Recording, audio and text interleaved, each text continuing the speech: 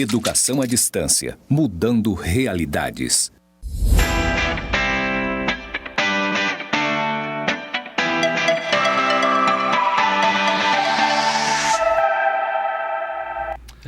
Querido, a musiquinha é bacana aí, né? Tá conversando, começa a gostar desse ritmo, daqui a pouco tu vai me ver dançando aí, tá bom? Chegamos à nossa web aula 2. Na aula passada nós falamos aí sobre a importância, a classificação e a importância das MPS para o país, né? Nós vimos lá que gera-se um ciclo de consumo alimentando a emprego e renda na economia do país, trazendo resultados muito positivos. Trouxe lá alguns dados bem básicos, né, para você, é claro, como eu falei, na unidade do vídeo, aqui nessa gravação de vídeo, nós estamos trazendo aqui a parte do resumo, onde tem muita coisa do nosso material e também na biblioteca virtual lá no Swap. Clica no link, meu querido, e vai aprender mais coisa, que tem muito conteúdo lá. Eu quero saber mais sobre isso, professor. Clica lá que tu vai achar muita informação, tá bom? E se você não quiser também, meu querido, ó, vai lá no Google, porque tem muita coisa, tá? Mas eu te recomendo ir nos nossos materiais, porque são materiais oficiais, pesquisas aí de professores aí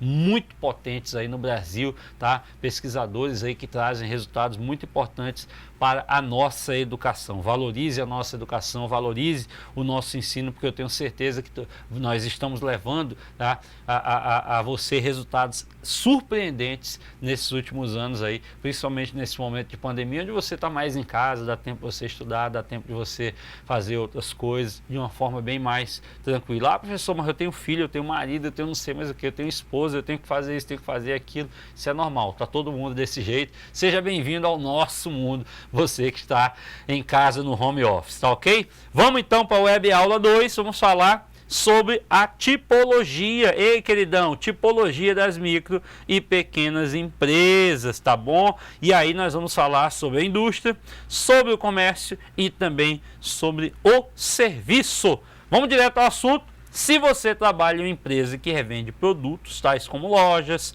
de roupas, né, calçados, supermercados, farmácia, padaria, distribuidora de bebidas, enfim, você atua onde? No comércio, queridão, você atua no comércio, tá? Se você trabalha em uma empresa que produz pães, né, olha, eu falei da padaria aqui, mas é aqui. Produz pães, calçados. E calçado tá aqui também? Tá aqui também. Roupas ou tecidos, você trabalha em uma indústria. Por que eles estão aqui e aqui? Aqui, ó, é uma empresa que revende, tá? O comércio, ele revende. A indústria faz o quê? Produz, tá bom? Produz, tá bom? E por fim, se você trabalha em uma empresa que realiza consultorias, treinamentos, mentorias, você trabalha no ramo de serviço. Volta aqui porque eu quero te dizer uma coisa. Qual o ramo que eu trabalho? Ah, professor, você é professor, é funcionário público. Tá, mas se eu fosse trabalhar numa empresa privada, qual era o ramo que eu trabalharia? Acertou quem falou? Serviços, e isso é serviço de educação, é serviço de treinamento, é serviço de ensinamento, tá? Eu não te vendo um produto físico, pega aqui teu sapato, meu querido, paga R$10. Nossa, já pensou sapato a R$10? É um sonho, né? Pega aqui tua sandália, chinelo é mais fácil, tá bom? Pega teu chinelo aqui a R$10. Não, eu levo conteúdo, eu levo conhecimento até você. Ah, você consegue pegar esse conhecimento no ar? Não, claro que não. Você ouve, você absorve, você aprende. Isso chama-se serviço. É a mesma coisa que o serviço de uma consultoria. Alguém que chega, por exemplo, para o microempreendedor individual e mostra para ele quais os caminhos, quais as ferramentas que ele deve atuar, né, para a sua melhor venda, para o seu melhor treinamento, para o seu melhor negócio, para melhorar as suas ferramentas do negócio como um todo, a gestão do negócio como um todo. Você não vê, essa aqui é a ferramenta. Não. Ele te apresenta a ferramenta e você aprende como se trabalha e aplica aquilo no dia a dia da tua organização, da tua empresa, do teu micronegócio como um todo. E isso chama-se serviço. É a mesma coisa que estou fazendo aqui com você. Tá bom? Siga lá, ó. Classificação das empresas quanto à forma jurídica, tá? Empresa individual, tá? Ó, ou seja, industrial e ou comercial. Ela tem apenas uma única pessoa. Claro, se ela é individual, né? Peraí, individualista, tá? Como exemplo, o microempreendedor, por isso que tem o individual aqui, ó. MEI, é o MEI. Tá? Sociedade comercial, tá? É industrial também ou comercial. com 2 ou mais sócios. Geralmente aí as padarias, aí, um pouquinho maiorzinha aí da tua região, do teu bairro, tá bom? As lojas de sapato, geralmente é uma sociedade, porque a receita bruta é um pouco maior, tá bom? Sociedade civil, ó, de prestação de serviços, né? Ó, também com 2 ou mais sócios. Tem outras classificações, tá? No teu material. Sociedade anônima. O que é a sociedade anônima? São as SAs, tá? Ela não pode ser microempresas, são empresas grandes. Volta aqui para mim que eu quero te explicar. O que são as SAs? O que é sociedade anônima? Professor, não sei. É o cara que não aparece. Sim. É anônimo exatamente porque ele não aparece. Você não sabe quem são os sócios, tá? As grandes empresas, elas são SAs. São geralmente aquelas empresas que são compostas por ações, né? Empresas que estão na Bolsa de Valores, tá? Isso você vai aprender ao longo do tempo. Ah, então quer dizer que na Bolsa de Valores estão só as SAs? Sim, estão lá. A maioria, na verdade, todas lá são SA. Por quê? Eu posso ser acionista, você pode ser acionista. E lá, o conselho gestor daquela grande empresa, ele me conhece? Não. Ele sabe que existe alguém que investiu uma pequena partinha naquela empresa e que é sócio e tem direito a receber o lucro quando a empresa dá lucro. Mas se tem prejuízo, opa, não, aí tem alguma coisa que precisa ser feita. Isso não é o assunto para essa disciplina, mas só te mostrando como é que funcionam as SAs. São os grandes grupos, as grandes corporações que são compostas aí por milhares de sócios, tá? São milhares mesmo. Não tem só 2, só 10, só 100 sócios, não. São milhares de sócios, tá? Por quê? Porque elas têm o capital aberto. Qualquer pessoa pode comprar uma ação, uma ação e virar sócio daquela empresa. Ponto final. Eu sou sócio de várias empresas, eu sou investidor da Bolsa de Valores. Você também pode ser. Tá bom? Procure mais informações aí sobre isso, sobre as SAs. Caso você não queira ser um MEI, caso você não queira abrir uma pequena empresa, uma empresa de pequeno porte, ou de médio, ou até de grande porte. Mas caso você não queira, eu quero só ser acionista de grandes empresas. Procure conhecer sobre o mercado financeiro, que você vai ter muita informação por aí, tá bom? O que mais nós temos aqui, ó? As micro e pequenas empresas, tá? Que são as MPS, que nós vamos falar sobre elas durante a nossa disciplina ao longo do curso como um todo, tá bom? Por tipo e por porte. Quais são as MPS aí por tipo e por porte? Olha outra classe. Ei, volta aqui. Nós já não falamos na aula passada, falamos na unidade 1, veja bem. A classificação das empresas lá pela receita bruta, aqui nós temos outra, tá? Que aqui ela vai, como é que classifica ela? Pelo número de funcionários. Coloca aí na tela que tu vai conhecer, ó.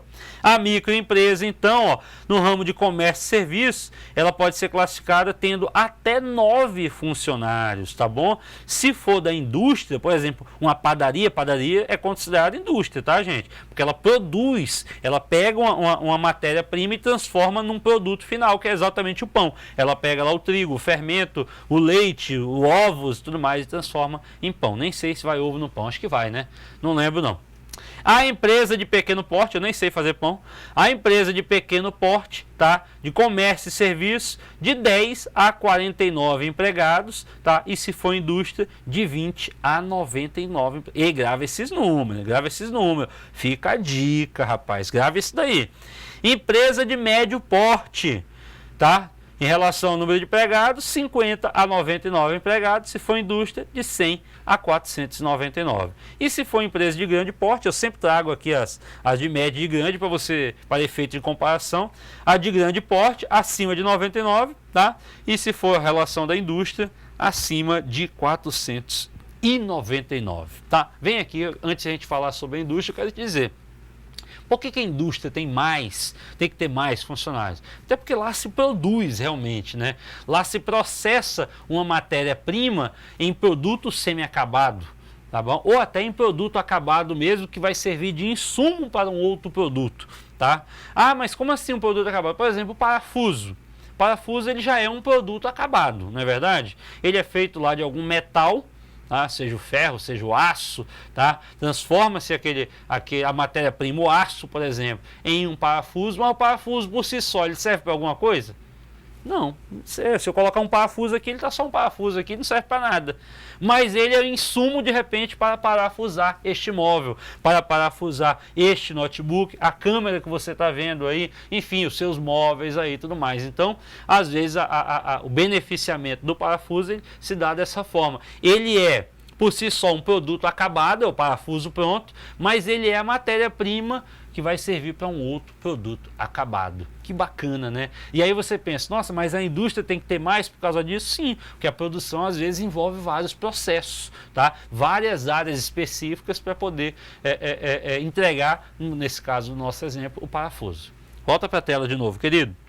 Então, falando nela, na indústria, por onde tudo começa, como eu falei, né? É por ela que se produz e coloca à disposição do comércio, tá? É por ela que se produz aí qualquer produto, tá? Muitas vezes, ou qualquer insumo, matéria-prima, e se coloca à disposição do comércio. Ela também é a responsável por transformar a matéria-prima em produto acabado, como eu falei para vocês, já dei o exemplo do parafuso, e ela recebeu esta denominação lá na Revolução Industrial, por isso que o nome é indústria, né? No século XVIII, onde teve início na Inglaterra e se espalhou pelo mundo, causando transformações até então.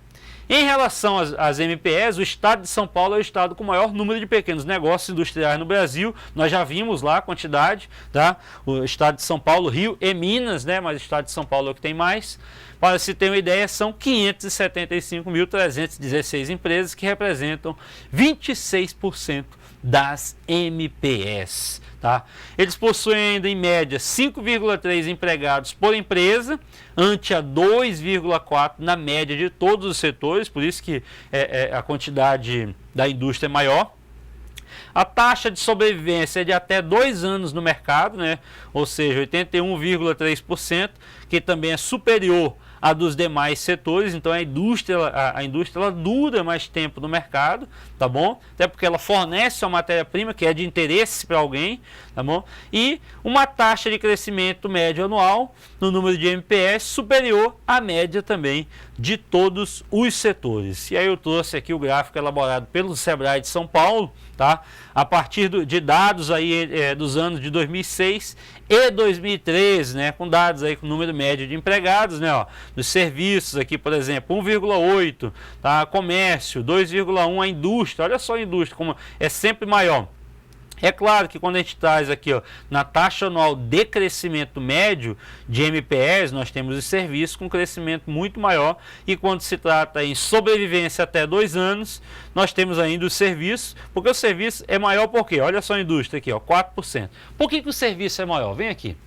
Olha só, por que dura mais? Digamos que alguém fez um curso lá de técnico de refrigeração. Pronto, o ar-condicionado aqui desse estúdio, da sua casa, do local onde você trabalha. Essa pessoa ela trabalha só, ela trabalha sozinha, é um MEI. Tá? Por que dura mais? Porque ela não precisa de repente de outros empregados, ela precisa só de equipamentos para poder fazer a limpeza do seu ar-condicionado, da sua central de ar. Não é verdade? Então por isso que dura mais. Tá? É diferente da indústria, que muitas vezes começa a produzir, de repente, lá uma pequena indústria de fabricação de sabão, por exemplo, de sabão, de ração, de produtos médios, aí, produtos pequenos. Né? Às vezes ele consegue ali sobreviver 1 ano, 2, mas nem sempre a economia é tão boa assim para que ele prossiga, tá bom? Vamos seguindo, isso é só algumas considerações. Curiosidades sobre a indústria. A maioria começou do zero, ou seja, um total de 82%. 64% envolvem sua família no negócio. Olha só, um número bem superior, não é verdade? 72% já vendem direto para o consumidor final, o que aqui podemos envolver o comércio direto, né, sem intermediários, pois produzem e já revendem. Deixa eu te falar sobre isso daqui. Existe um conceito nessa cadeia de abastecimento, e isso eu estou falando do processo de logística, tá? Eu sou da área de logística, um processo da cadeia de abastecimento que diz o seguinte: a indústria deveria vender para o atacado deveria vender para o varejo e o varejo para o consumidor final. Tá? Esse era uma métrica existente até poucos anos atrás. Tá? O consumidor final não comprava direto da indústria. Só que a indústria passou a produzir o seu produto acabado, pronto para o consumidor final, sem os outros intermediários. É possível? É. Olha essa indústria de computadores. Eu posso comprar um computador desse direto do fabricante. Eu não preciso comprar na loja virtual nem na loja física. Tá? Eu posso comprar direto para um fabricante sem intermediários, bastando entrar no site da empresa. É assim que funciona. É desse jeito que acontece. Tá? Essa mágica acontece, não. E aí, às vezes, deixa o produto um pouco mais barato, porque eu não tenho o atravessador, o intermediário que vai cobrar o frete. Tá? Por exemplo, vamos dizer que esse computador fosse produzido pela empresa X e a empresa X vendesse para o atacadista. O atacadista, para poder receber esse computador, ele já pagou uma pequena taxa de frete. Olha o consumo aí, a distribuição. Olha a cadeia de distribuição aí. E aí o atacadista vai vender para o varejista, ou seja, para aquelas lojas de bairro, para aquelas lojas que vendem lá esse produto eletrônico que é o notebook. Aí quando ele vende, ele já cobra também o preço do frete até o varejista. E o varejista vai cobrar esse frete também em cima do consumidor, do preço do produto para o consumidor final, o que deixa o produto um pouco mais caro. Tá? Mas as indústrias passaram a perceber que elas podem vender direto para o consumidor e é isso que acontece. Esse é só um exemplo bem prático. Vamos então para o comércio. Coloca aí na tela, porque é onde se encontra a maioria dos empresários em todos os lugares. O comércio é o bicho. Tá? Você que está fazendo curso de tecnologia de gestão comercial, vem aqui.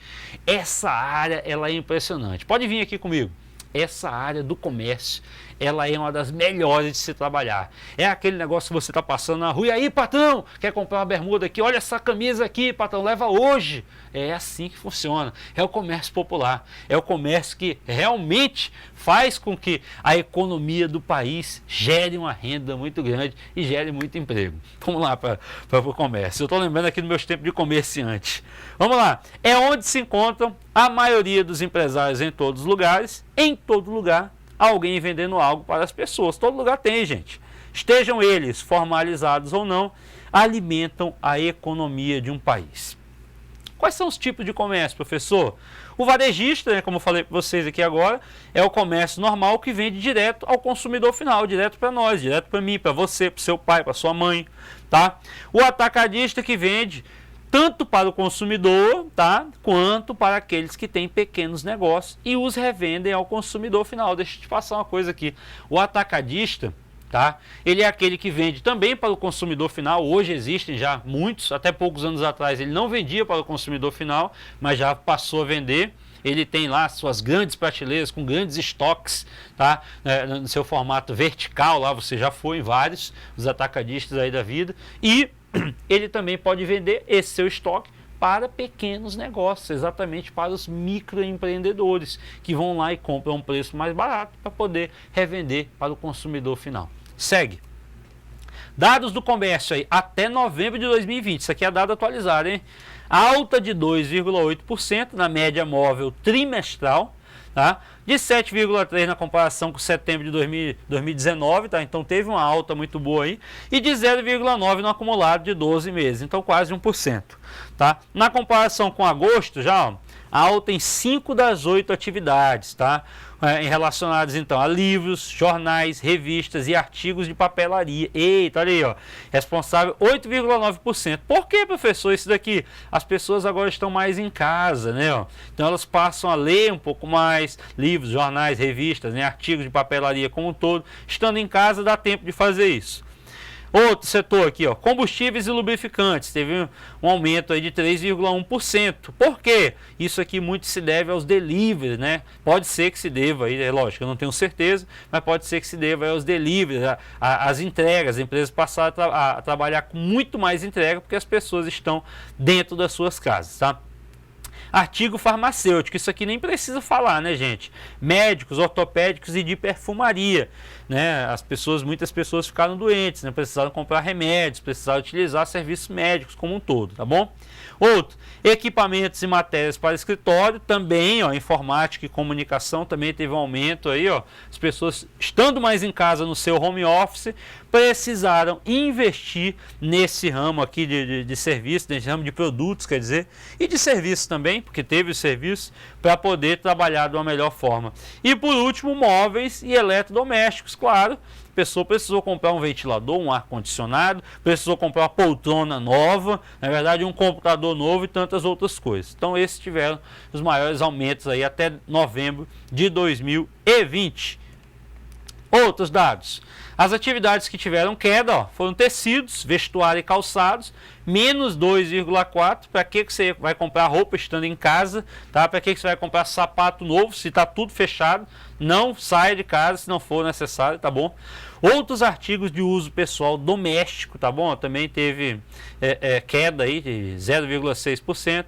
E supermercados, produtos alimentícios, bebidas e fumo, tá? Com menos 0,04%. Ah, mas os supermercados estão tudo lotado, tá? Mas olha só, com as pessoas mais em casa, a venda de algumas empresas, como supermercados, por exemplo, caiu um pouco aí. Porque as pessoas elas estão consumindo aquilo que é necessário e não o tempo todo, vou lá e compro um biscoito, um chocolate, alguma coisa, que muitas vezes são compras desnecessárias. Teve uma pequena queda aí nesse percentual. Seguimos então para o ramo de serviços, olha só, também movimenta a economia do país, o consumo continua, claro, né, ó, houve queda, tá bom?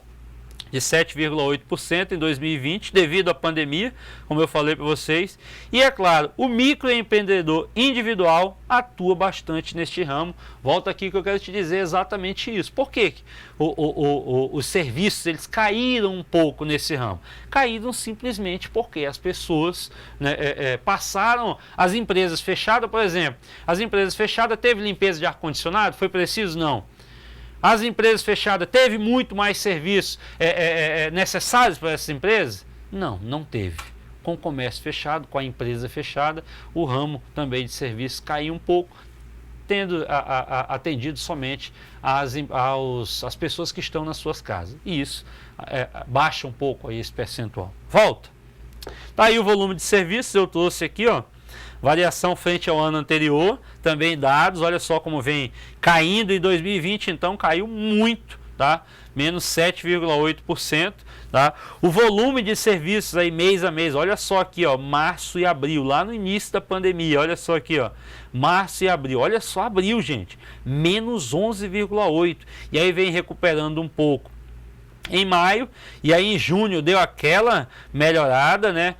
Exatamente quando o Brasil achou que estava naquela situação e não, vamos dar uma flexibilizada, né? E aí começou, o ramo de serviço voltou a ter um aumento, só que teve queda no mês seguinte, tá? Em julho, novamente flexibilização, e aí ele vem dando uma caída mês a mês, tá? Até realmente cair para menos de 1%, né? Ou seja, menos 0,2% em dezembro, tá? Os dados aí de 2020. Quais são os aspectos aí do mercado local, regional e nacional? E aí eu trouxe aqui, na verdade, a composição dos aspectos do mercado local, né? Local e regional, em relação a Rondônia e a Paraíba, que é onde o custo está sendo oferecido. Mas você que é de outro país, de outro estado, tá? Você pode analisar também esses dados, tá? Nos links que eu postei aí na unidade.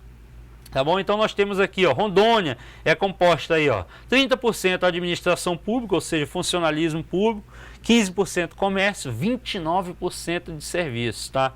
E um outro que chama atenção também é exatamente a parte de agropecuária, que o nosso estado ele trabalha muito nessa frente. Já a Paraíba, olha só, são parecidos, né? Ó, a administração pública é 35, tá? Em Rondônia é 31. Tá? Comércio 14, em Rondônia é 15. Tá? Na Paraíba, a agropecuária já é menor, né? 4% em relação ao nosso, que é 15%. Tá bom? Mas eles têm lá uma indústria de transformação um pouco maior, 7%, construção 5% e serviços 35%, enquanto a gente está com 29%. Então a Paraíba trabalha muito com essa parte aí de serviços como um todo. Gente, é isso, né? Ó. É um resumo de tudo aquilo que está no material. Você tem visto aí, eu tenho trazido aqui alguns gráficos, alguns dados, mas tudo isso está composto no teu material e também na nossa biblioteca virtual. Se você quer conhecer mais, dá uma pesquisada lá, coloca uma palavra-chave na biblioteca que tu vai achar muito conteúdo, muitos livros e conteúdo atualizado, tá? Não é coisa de 10 anos, de 15 anos, não, é conteúdo atualizado. É claro que a gente não pode brigar com o IBGE. Ah, o cara que fez o livro lá, a editora que lançou aquele livro lá em 2017, 2018, 2019, não tem como disputar com o IBGE, que faz pesquisas mensais e lança muitas vezes lá os dados no próprio site ou em outros meios de comunicação. Vou fechando a nossa aula por aqui, até mais!